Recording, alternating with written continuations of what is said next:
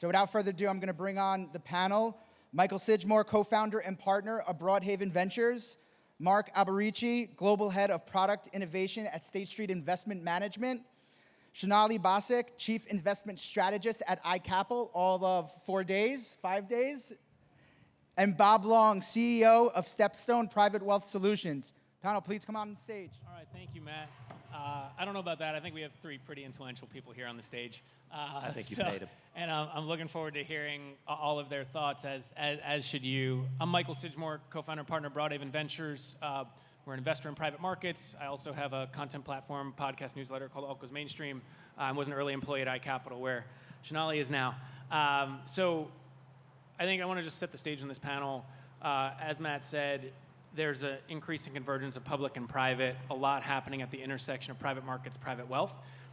The 3 panelists we have here are going to unpack that. I think we have a really interesting set of perspectives, and I had them sit in this order purposefully because we have the private market side, we have the public market side that's now getting into private markets, and they'll each share their backgrounds, and we have the connective tissue in the middle with the infrastructure layer that iCapital has built to connect public with State Street and private with Stepstone, amongst many others. So without further ado, I'll ask each of the panelists to introduce themselves and also share, in addition to who you are, your firm, what you're doing at the intersection of private markets and private wealth to serve the advisor, ultra high net worth client in private markets. Bob, I'll start with you. Sure. Thank you. Excited to be here today. It's my first future proof. I'm sort of getting used to this whole vibe and venue.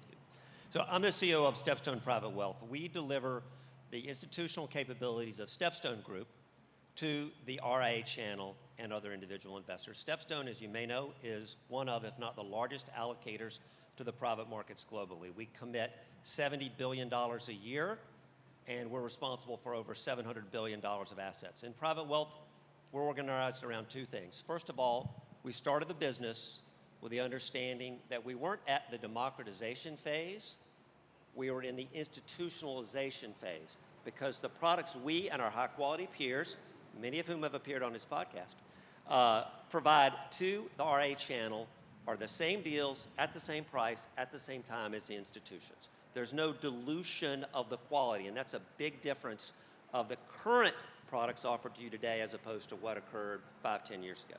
The second thing is our goal as a firm is to be the most investor-centric. So for us, that breaks down into efficient, which is a nice word for inexpensive, transparent, no surprises, and convenient. We believe convenience wins. We have 3 funds in the market today, 4 about to be 4, that can be bought on a click by RIAs, so no paperwork. We really believe that that's where the puck is going in terms of the private markets, and we've been a leader in that respect. It's a great jumping off point to Shonali, given the work that you're doing at iCapital, but share a bit about your background, also what you did before, because that is truly at the intersection of public and private. Sure, yeah. I recently joined iCapital as a chief investment strategist. I previously spent more than a decade at Bloomberg Television, Bloomberg News, where I was our chief financial correspondent. So I got to watch the convergence in real time between public and private markets, which brings me to iCapital today. iCapital works with more than 115,000 financial professionals, wealth advisors across public and private markets. But of course, we have a large private markets business, which connects a lot of this community to the private markets world with greater ease, access, transparency. We very much agree with what Bob was saying there, that those things are very important to make this world much more available. And of course, as we will talk about, through a lot of new structures that are really evolving, really underneath our feet today. So Mark, that brings us to you. You are truly at the convergence of public and private, one of the largest asset managers, also have a massive business serving alternative asset managers, a bunch of different things that you can do with the footprint of private markets. So we'd love to hear your perspective. Yeah, so first and foremost, this is a wonderful event. If as a Scottish guy sitting on the beach here at a conference, meeting clients, it's pretty cool. So congratulations to everybody. Look, my name is Mark Alberici. I'm head of product at State Street and head of strategic partnerships. What does that ultimately mean? It means my team is thinking about finding solutions for all the problems that RAs are thinking about today. We talked a little bit about democratizing access. Well, that's in our blood. We launched the first ETF all those years ago. So it's a little bit about seeing the same thing happen again. And when we think about serving the RIA community, we're doing it in a few different ways. First and foremost, we're excellent at wrapping, we're excellent at indexing, but when we think about privates, we think about partnering, right? So I'm sitting up here, I'm seeing the waves crashing on the beach, and I don't know if anybody here in the audience surfs, but one of the things I was taught when I was learning to surf is if you want the right outcome, you have to pick the right wave. So when we think about partnering with privates, since we don't do it ourselves, it's about picking the right private manager and alternative manager. Think Apollo, think Bridgewater, think Blackstone. That way, when we serve the RIA community, you'll have the best product. Second thing I would then focus on is, well, how do we deliver that outcome? What is the vehicle that makes most sense for the RIA? Some RIAs love ETFs. Some love SMA. Some want that customization in a scalable manner through direct indexing. So again, there we can partner with someone like Ethic to provide that. So ultimately, it starts with listening to the RIA, listening to what are the solutions you guys are trying to figure out for your clients, and then we'll bring it all together. That's a fantastic way to set the table for a lot of our discussion, because we're going to talk about the what, the how, and the why of why asset managers are working with advisors, why asset managers are partnering, why private markets firms, and why the firms in the middle that are enabling that access to happen. You need all of that to happen to deliver the right product at the right time to the right investors. So I want to start with you, Bob, first. You've been in this space for a while. You've seen the Is that a nice way of saying I'm the explosion oldest of- person up here? You don't have a lot of gray hair, but yes, particularly when it comes to evergreens, which is one of the big trends that is shaping the market and the delivery of product to the wealth channel. So I think it's helpful to start with the what, and let's start with definitions. What are evergreen structures, and why does it make sense for them to be provided to the wealth channel? Great. So to summarize how we got to evergreens, I think it's pretty well understood now the benefits of private markets and specifically private equity in terms of producing premium returns and diversification. The challenges are also well understood. The traditional drawdown fund, capital calls and distributions. You know, you make a commitment to a fund, you're not actually invested. If you make a great investment, you're rewarded with a K1 in October, and you have to explain that to your clients. I think the problems are well understood. The modern evergreen fund is a solution to most of those challenges. It's essentially a mutual fund for private assets. It's like a mutual fund in that it's continuously offered.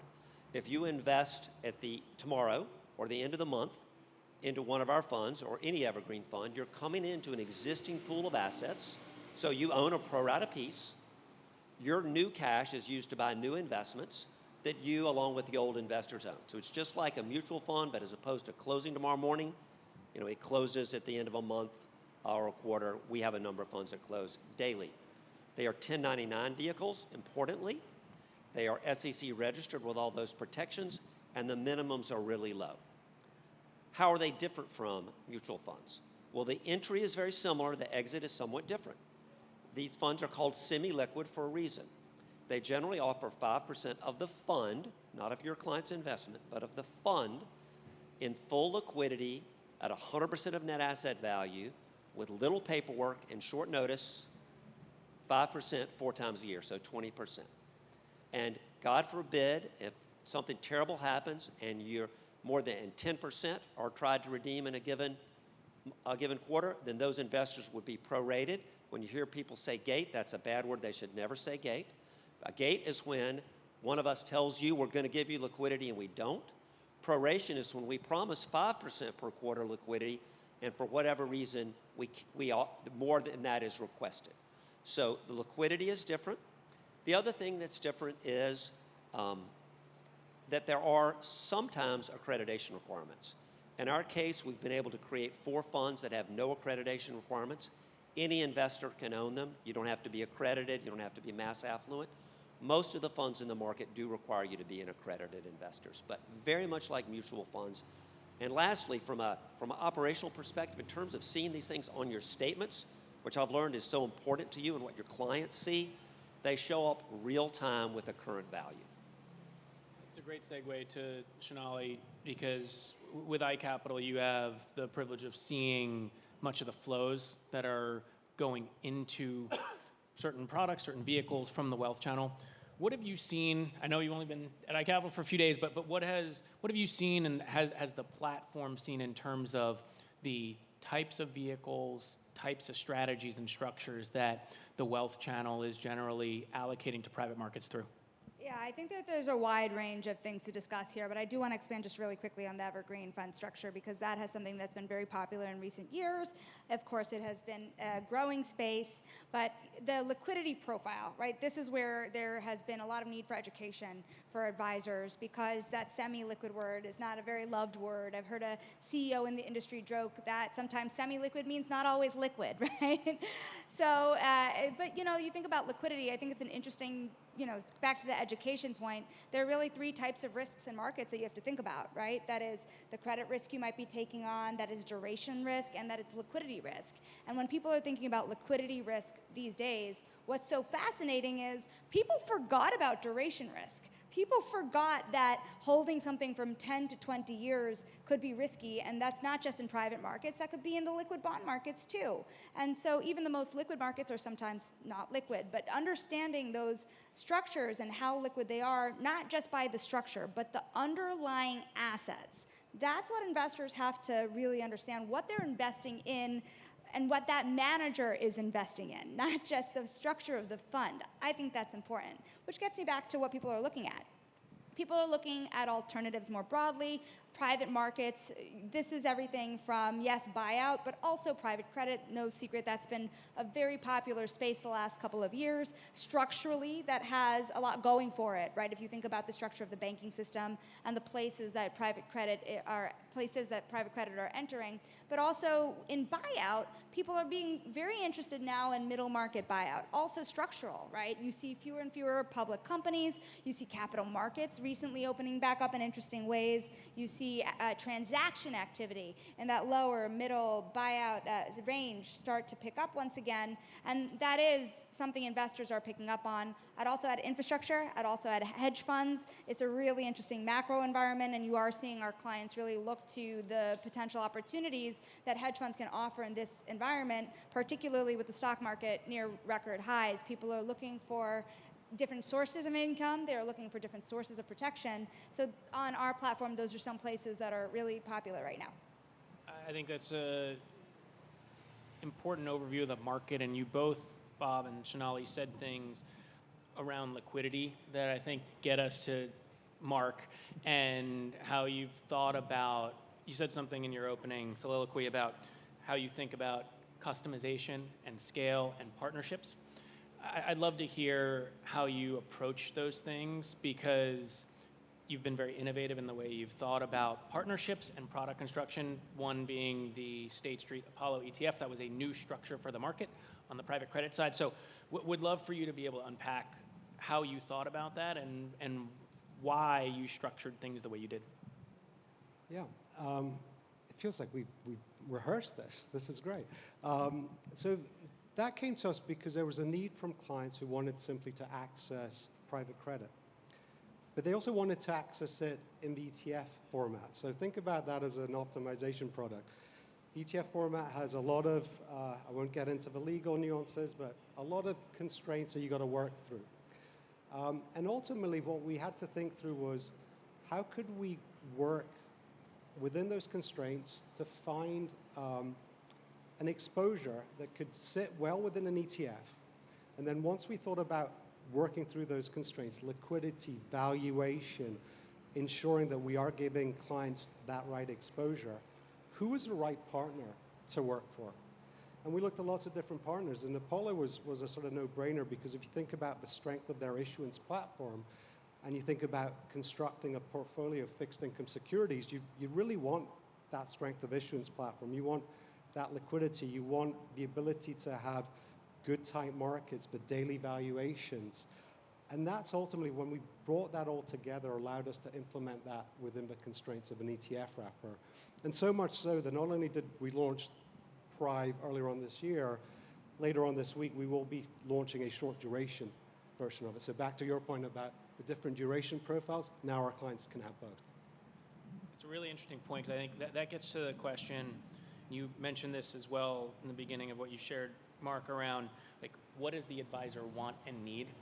I'd love to hear each of your perspectives about what the advisor wants and needs. And you've all thought about structuring for the advisor channel. By the way, that is different. The advisors are not monolithic. There are ultra high net worth focused advisors, there are high net worth focused, there are mass affluent. You have to structure for the right client type, and even within advisors' books, they might have ultra high net worth and mass affluent clients in the same practice. So figuring out how, we'll get to the how now, of how do you actually deliver the right product, the right time to the right investor, I think is key. So Shonali, would love to start with you there in terms of how you're approaching that at iCapital as you think about being the infrastructure layer for the industry to make that happen. I think one of the new areas or newer areas that has gotten a lot of attention, and I can't believe it hasn't come back, the model portfolio. I'm sure you guys have heard about this all through the 3 days you've been here. We are working on that. We have our own. We have partnered with other very large asset managers, Goldman Sachs, BlackRock, to get to the place where advisors have a lot of ease of access, transparency, and options, right, for the different types of needs their clients might have, whether that's income, downside protection, yield. And so you look at the types of things we're looking at here, and it's everything from different managers who are looking for model portfolios across public and private markets. This public to private theme has been huge, but also even within that, to your point about things not being a monolith, the private markets are not a monolith either. And so you look at the types of things that can be offered within a model portfolio, right? Different types of buyouts, mixes of private credit as well as private equity. That's when things start to get really interesting and start to serve that advisor need in much different ways with a lot of ease of access as well as a lot of analytics. We have a product on our platform called the Architect where you can go and get a sense of how the different types of assets can start to change the risk profile of your portfolio. So that those types of analytics, I think, are extraordinarily valuable right now as people are looking for new options in their portfolio. Bob, I'm going to get a little spicy.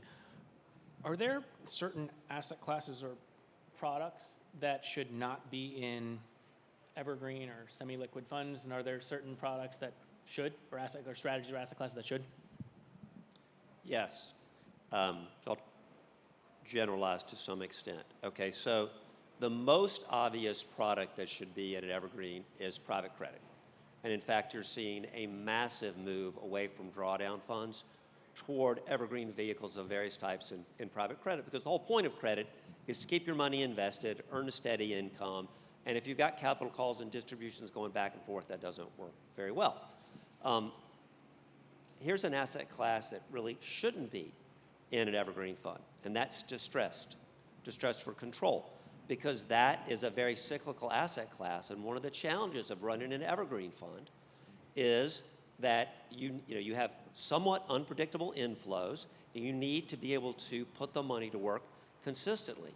That's why, in part, the way we think about it at StepStone, having really, really big scale matters a lot, because there are lots of good private equity investments that don't fit the duration profile of an evergreen fund, because you do need steady realizations in an evergreen fund. So, yes, private credit, no distressed, and in between, it goes to Sonali's point, it is what's the structure you're putting for it. So, for example, the typical evergreen fund, whether it be interval fund or tender fund, offers 5% per quarter liquidity. We offer a venture capital and growth equity fund, a fund that invests in late-stage venture and growth equity. Most of the companies are profitable, but nonetheless, the hold periods are long. In that fund, we offer 2.5% per quarter liquidity, so 10%. We're launching a new private equity fund. It's 5% twice a year. There's a peer in the market that's already done that. So really, not all are created the same, and the structure needs to match up to the liquidity profile of the underlying, and that's a critical question you as advisors should be asking. It's a great segue to Mark. I'm sure you've thought about this a lot as you've thought about structuring product, creating partnerships. What's your view on what Bob and Shonali shared? So it's funny, I bumped into a former colleague last night, which I started 25 years ago on a trading desk at Merrill Lynch. And we sort of reminisced about, back then, we used to make markets on ETFs, right? And we were very concerned about the liquidity of ETF, the valuation of ETF. And this sort of reminds me of how we are today in terms of private markets, right? The same questions are coming up. How do we value? What does the liquidity profile look like? What is the right wrapper? And what makes me really excited for our future is actually the fact that, 25 years ago when I had hair, we never thought about putting private credit in an ETF. That was never even on the table, right? 15 years ago, people were concerned about putting leveraged loans with long settlement cycles in an ETF, right? But we figured it out. And I guess my point is all these concerns about valuation, liquidity, et cetera, if there's the demand for folks to use the benefits of privates as a diversifier in your portfolio, I'm pretty sure working with all the smart people in finance that collectively are here, out there, we'll be able to find really good solutions to ultimately fix better valuations as people get more enticed to invest in these types of exposures. Liquidity will build up. And I'm actually quite hopeful that a lot of this will ultimately solve itself. Let's talk about the L. Can I add on just there real quick too? Speaking of solving itself, I think when you're an advisor and you're looking at all the types of products that are out there, when you're looking at liquidity, like any risk, you're getting paid a little more for the unit of risk you take on. So a lot of managers now, if you look at the products they are putting into different structures, whether it's an ETF or an evergreen fund, they might be making a trade-off too. They might be saying that, okay, well, we'll partly have this much liquidity for this much illiquidity, and there might be a return drag based on how much they're willing to do that. So I think that this is where structure does play a really interesting role once again. Yeah, I would just add, to me, the structure is actually critical because at the end of the day, there are lots of different wrappers, delivery vehicles one can access, right? And it's the balance of what is the return profile you want versus what is the liquidity you want, right? And sometimes if you want that higher return profile, you might not get the liquidity benefit, but that's okay. But you might potentially get a higher return. I have a response, but I think it's your next question. Well, I want to talk about the L word, liquidity, or lack thereof. Skeptics might say that illiquid assets shouldn't end up in slightly more liquid wrappers. I'm sure you all thought about that. At all the mutual funds that own 15% private securities, and nobody's concerned about that at all. That's what I wanted to get to. Is I'm sure as you thought about structuring products, yeah, you've thought about what the detractors may say. What would they say, and what is your response? First of all, it's the most important thing we do is to make sure we can honor our commitment to provide that liquidity while also hitting the return. So if you think about what we're doing, it is balancing return with duration/liquidity and trying to do those two things with a minimum of risk. I like food analogies. We're building a stew with onions, that is return, tomatoes, that is duration, and we're trying to get that balance exactly right with a minimum of calories. And in the real world, you'd love to have every deal generate a 15% return and have a 2.5-year duration, but they don't come that way. Just like onions and tomatoes, you're blending these things. And that's why it's important to have a tremendous amount of flow so you can choose the right onions and tomatoes, the right deals that provide you return and duration with a minimum of risk. That's portfolio construction. You add to that having robust, committed bank lines in place so you can meet temporary mismatches in liquidity.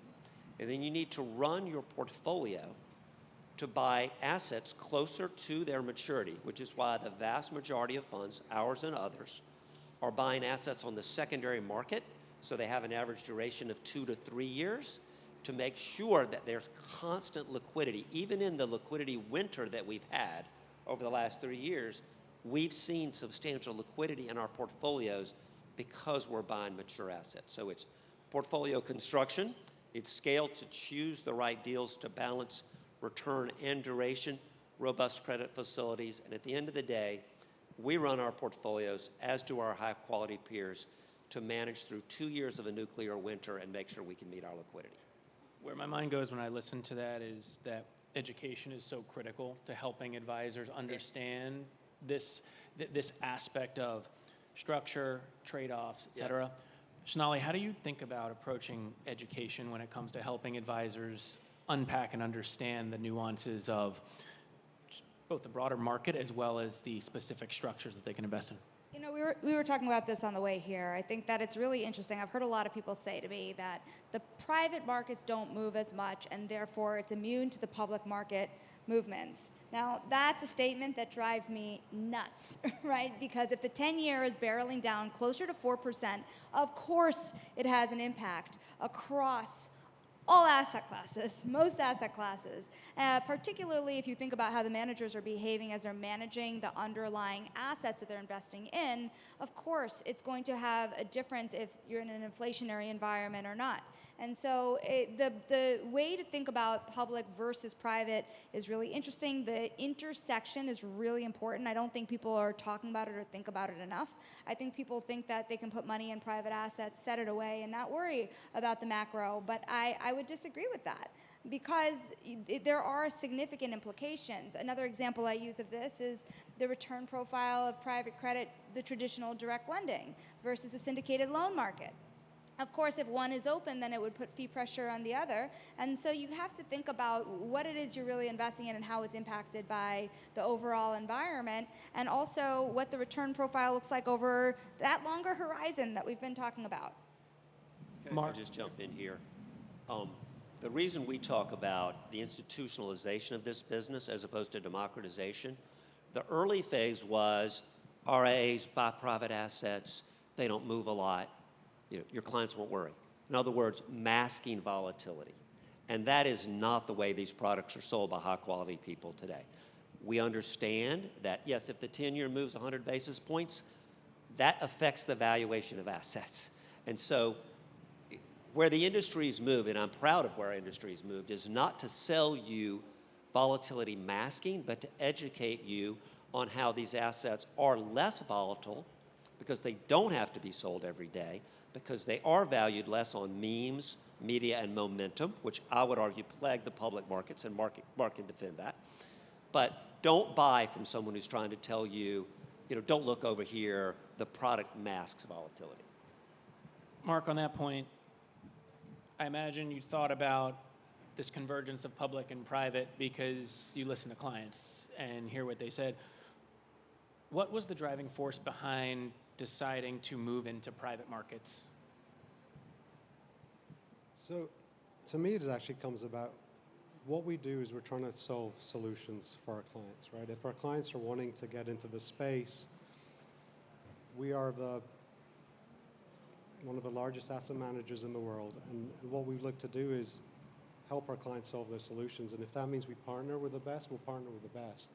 So ultimately, why we're moving into the private market space is because we think we can bring our added value, we think we can bring our partners along with us, and ultimately solve a solution, be it if it's private credit, if it's giving access to alternative strategies like Bridgewater, all-weather, in a vehicle like an ETF, or simply, to your earlier point, looking at different vehicles like interval funds. It's something that we think is here to stay. We think it brings a lot of benefits within a portfolio construct. And maybe that's what we should focus a little bit about. Ultimately, not the product, but how does it actually sit within that broader portfolio? And a lot of the work that we've been doing with RIAs is specifically about creating those co-CIO portfolios where you're blending the liquidity of the ETF with the liquidity of the private market. That's hopefully not an ominous sign for private markets. That was actually where I wanted to go next, though, because markets have changed. You look at public markets, you look at the S&P, there's concentration, there's correlation, there's indexation. NVIDIA and the Mag 7 are a large portion of the S&P. Memes, media, momentum. And I think asset managers and wealth managers are going to have to think about the next generation of investors having grown up with the Robin Hoods of the world and be able to invest in retail brokerage, have access to memes and think about financial services in that way. That's a whole nother topic that I think we'd get to, but just the here and the now today. Why should or shouldn't advisors be thinking about private markets as something that can supplement what they're doing in public markets? Sonali, I'll start with you on that. For me, it's a few things. One is, why shouldn't more investors have access to the same institutional opportunities that have existed for decades? That's number one, right? Also, market structure has changed. It's concentration risk in the stock market, but also the fact that there are fewer public companies and the fact that even lending markets have adjusted to that too so drastically means that there are going to, just by definition, be more investment opportunities outside of traditional way public markets. Just fact. Even in AI, you think about public markets and valuations have run up, and we still believe that there could be room to grow, but we also believe that data centers, infrastructure, power, private markets are a huge part of that trade, and importantly, we've been talking about this market structure. If you think about it, private credit, just direct lending, is already bigger today than the syndicated loan market. And it's on track to outpace the high yield market too. So if you have private markets growing at that speed and not allowing access to that to a greater variety of investors, then are you really enjoying the great wealths that are possible in American capitalism? Bob, that's a great segue to you, especially with your focus on venture and growth, right? If you think about where value creation's happening with a lot of private companies, think the Stripes of the world, the OpenAIs, the Anthropics, there's been, at least on paper, a lot of value creation. Valuations are very high. Look at where Microsoft or Amazon went public. Majority of that value creation happened for investors in public markets. That's now accruing to investors who have access to private markets. How do you think about the evolution of this market structure and what it means for how investors have to think about both public and private? And then there are obviously other aspects they need to think about too, the spectrum of liquidity, illiquidity, et cetera. Right. So I think there are two main reasons that advisors have to consider the private markets today. The first is growth. Where are you going to find growth in the public markets? Half the Russell 2000, not even profitable. They're basically the companies that private equity doesn't want. So it's very hard to find growth. The vast majority of growth in the American economy, the global economy, is going on in the private markets. Private equity is famous for making money by cutting costs. In fact, private companies are growing revenue 5 or 7% faster than public companies. That trend is accelerating and compounding. If you want growth, you need to be considering the private markets. Diversification. So again, I'll stick with my theme, memes, media, momentum. Mag 7, we all know the statistics. Public markets driven by a handful of companies, not necessarily connected to fundamental value. Meanwhile, private companies valued on fundamental values and much broader from an industry perspective. Today, the private markets are the markets that are actually funding the bread and butter, regular way companies across America. Fewer and fewer public companies, many more private companies, companies staying private longer. To just achieve diversification, to get the industry and size exposures that you want, you need to be considering the private markets. That's my view. Mark, you mentioned portfolio construction, adding private markets to portfolio construction and looking at things holistically. How do you approach that and think about that from State Street's perspective, as you've traditionally been traditional asset manager, but now obviously looking at both flows as well as the products you have, and then thinking about what advisors want and need when it comes to thinking about their entire portfolio? Yeah, so I mean, we have a large OCIO business, we have a large model portfolio business, and ultimately, but the nice thing about that is we have experts who know private markets well, we have experts who know liquid ETFs very well. So ultimately what they can do is they can converge that together. I touched a little bit upon this earlier about how we work with our RIAs to develop co-CIO models.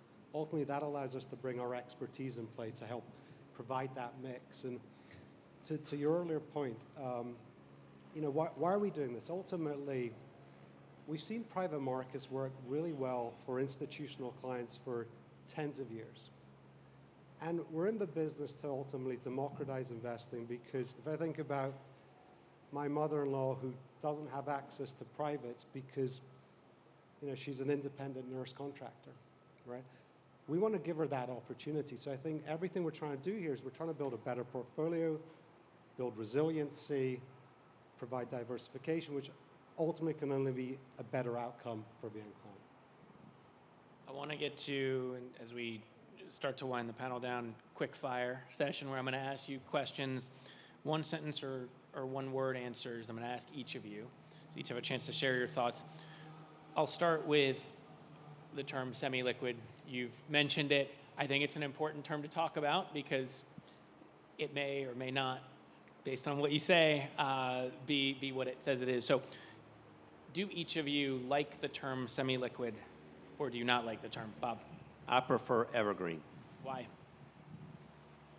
because it emphasizes the compounding benefits of keeping your capital at work, which is the key feature of an evergreen fund. Sonali? I don't like it. Why? It's too vague to be helpful. Mark?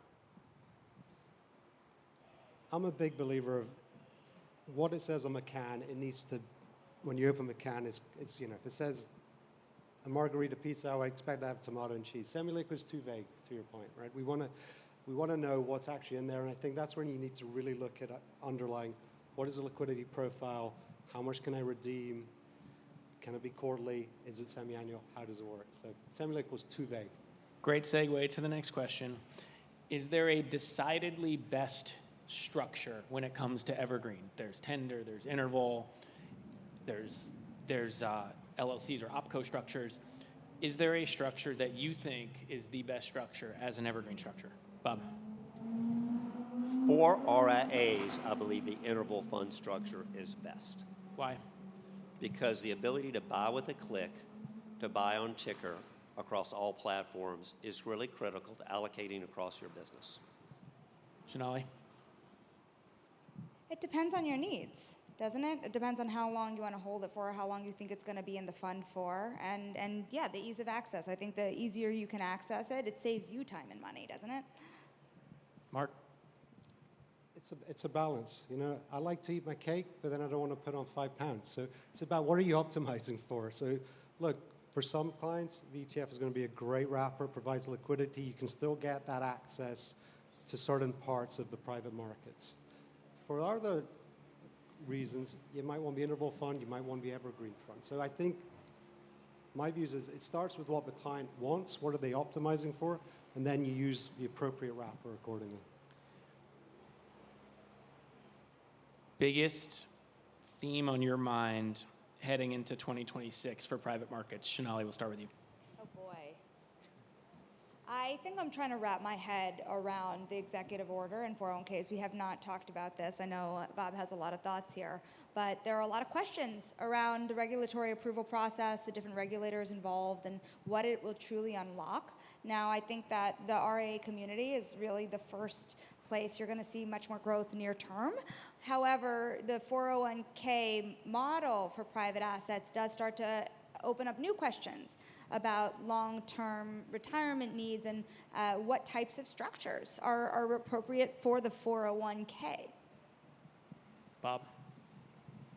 Theme for next year is convergence of public and private markets. You're increasingly seeing public market players like State Street, Morningstar and others moving into the private markets. JP Morgan is starting to write research on private companies, like writing research on SpaceX or Anduril. This time next year on this stage, we're going to be talking about convergence of public and private.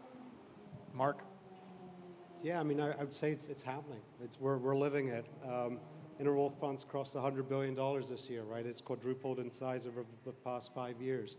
ETFs are now holding private credit. They're holding alternative strategies in there. So 401ks, we've recently launched Index Plus, which holds a multi-asset interval fund in there. So it's happening. I think it's going to be interesting to see how people utilize all these wonderful tools. And ultimately, we're here to provide access. What is your biggest fear about the dissemination and distribution of private markets to the wealth channel? Bob? Education. We have to keep a relentless focus on education so your clients understand these. We are not perfect. We are not alchemists. We cannot turn something illiquid into something perfectly liquid. Most clients, we didn't really get to this, have an illiquidity budget. It might be really small in the case of your mother-in-law. By the way, the interval funds can go in an IRA. But educating clients about what they're getting, what they're not getting, so there are no surprises. That's my biggest concern. Mark? Yeah, I mean, education. Look, we live and breathe on our reputation. We live and breathe in terms of the investment results we give to all of our clients. And education is key. They need to know what they're buying, what is the right vehicle for them. Sonali? I'd say education, but that's my job, so I'm not going to be selfish about it. I think the macro for me is interesting right now, given the precipice we're at with the economy and the ripple effects that could have across private markets. We're looking at that very closely and monitoring closely, and would love to talk to you all about it. Great segue to the last question. Mark, I'll start with you. What advice would you give to advisors as they think about private markets or incorporating private markets into portfolios for clients? Look, make sure you understand the product you're buying. Make sure you understand the exposure. We're here. It goes back to education. Work with strong partners that will help educate you, see the benefits, and we're here to support you. Bob? Sorry, repeat the question. What advice would you give to advisors as they Don't think dabble. about private markets? I spend all my time talking to people like you, and the single biggest mistake people make is invest a lot of time to understand a product and then put 3 of their best clients in it. The question is, which of your clients don't deserve the return premium potential and diversification potential of private markets? Don't dabble. Sonali, you get the last word.